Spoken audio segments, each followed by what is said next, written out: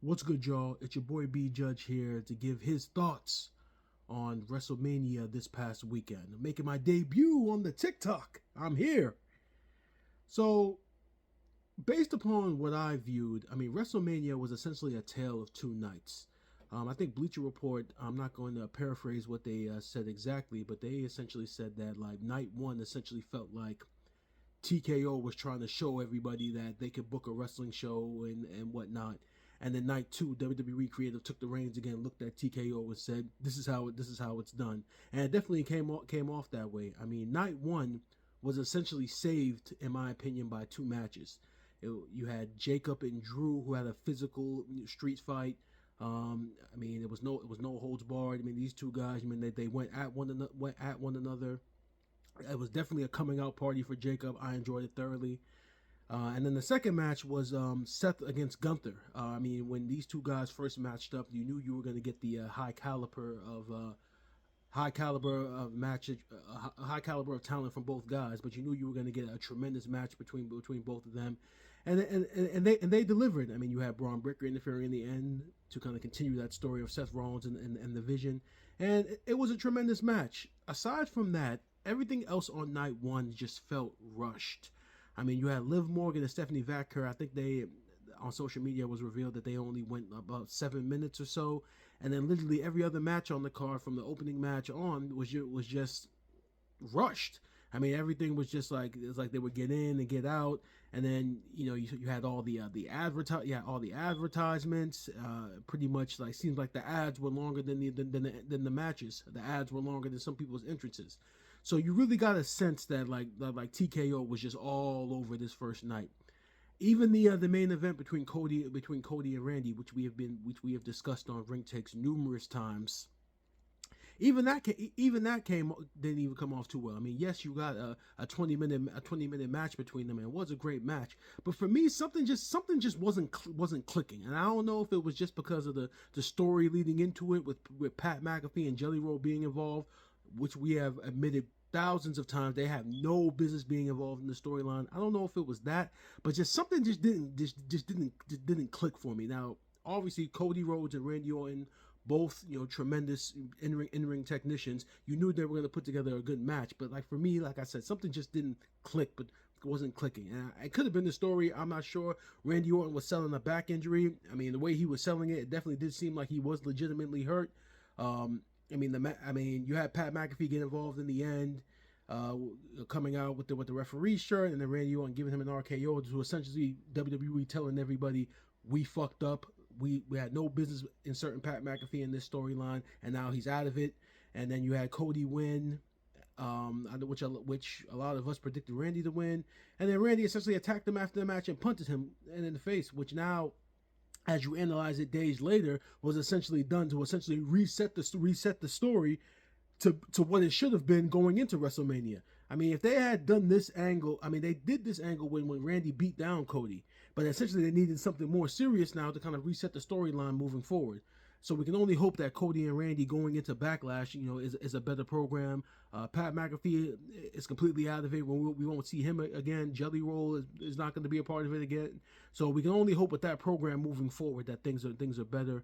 But long story short, night one was just a shit show. I know Daniel in his video kind of expressed that if you were a fan that paid 4 or 5 figures for this show, and you walked in there and you got what you got for night one, and you only were attending night one, there definitely is that feeling of being robbed as far as the match length and the fact that only two matches were good. And again, night one there were no bad matches. You had two great ones and a very decent main event, but the problem was that everything just felt so damn rushed. Everything was so quick. They literally were trying to squeeze everything in within the 4 hour time period, and it just came off very clunky. But then night two happened, and thank God for night two. Night two just saved the entire weekend, and not only it saved the entire weekend, night two smashed night one. Like, it wasn't even close.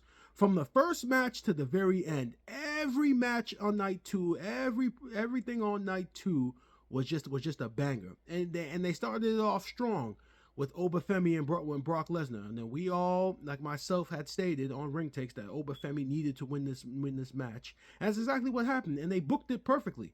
I mean, they had Brock looking as dominant as he should be in the beginning. He hit an F5. And how many people over the years, I don't think there's been any people that have like literally struggled to get to their feet right after the F5. He gets hit, Obafemi gets hit with the F5, then he choke slams Brock Lesnar, fall from grace, match over, which is exactly how I expected it to be. Now you got a made man in Obafemi, and we can only hope that moving forward that his momentum continues to grow and he continues to stay hot going into the summertime. And then obviously we get the unfortunate news that Brock Lesnar, that may have been Brock Lesnar's last match. He took off the gloves and the shoes.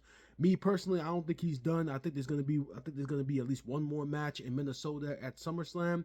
But if that was indeed his last match, I just want to say personally, thank you, Brock Lesnar, for all the action that you've given us over the years. I know that there's this negative stigma in regards to you not liking people, you being kind of a mean guy backstage. But hey, we don't know you personally. Nobody knows the real Brock Lesnar personally. I can only hope that for the far as the rest of his life goes, that everything turns out well for him. And I'm very happy for the years of, even though it was part-time, the years of matches that he did give us. He did give us some memorable moments during those years, and I'm appreciative of Brock Lesnar.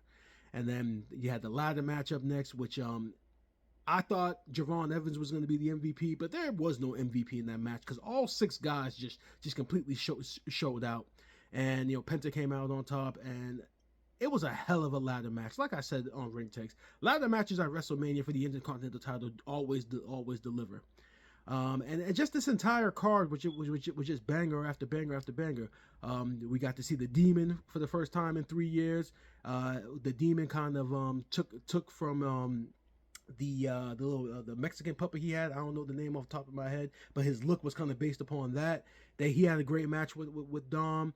Even the women's title match, which was the worst booked women's match, the women's program on this card, even that match delivered. You definitely got Jade Cargill's best performance, and I love the finish of Rhea Ripley reversing the Jaded, slipping under Jade Cargill's legs and grabbing her arm and putting her into the rip chart. That was probably one of the most smoothest counters of a finishing move in a WrestleMania that I've ever seen.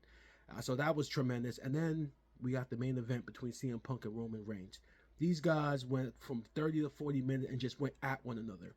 And the beautiful thing about this match is there was no shenanigans. No WWE story shenanigans, nobody running out. These 2 guys just went at one another and literally said, "We're gonna go out here today and we're gonna see who the best really is." And they literally just showed out. And the finish was kind of a drawback to Roman Reigns' match with the Undertaker from WrestleMania 33 with the spear at the very end, and CM Punk kind of finally giving out at the end. You can definitely tell he was giving his all, and it was a tremendous match. Night 2 saved this entire weekend. If Night 2 had been a duplicate of Night 1, I don't know where we would be, where WWE would be right now. I'm glad that Night 2 was the great spectacle it was. If you're WWE, man, you gotta figure out a way to make both Nights 1 and 2 very compelling. I mean, this is the second year in a row where Night 2 has just been a complete difference maker in compared to Night 1. I mean, there has to be some consistency that's developed so both nights are both bangers, because you clearly show it's possible that you guys can do it both in creative. It's just a matter of implementing that. So Night 2 saved this entire weekend. I was entertained as a wrestling fan. Moving forward into Monday Night Raw, we got some call-ups with Ethan Page, Sol Ruka, Joe Hendry, who's coming on Raw next week. So definitely a lot to look forward to. Episode 146 of Ring Takes will be coming out. We'll be recorded next week, where we are going to be giving our full takeaways from WrestleMania and talking about Monday Night Raw and SmackDown and any new wrestling news. Again, Night 2 saved this entire weekend.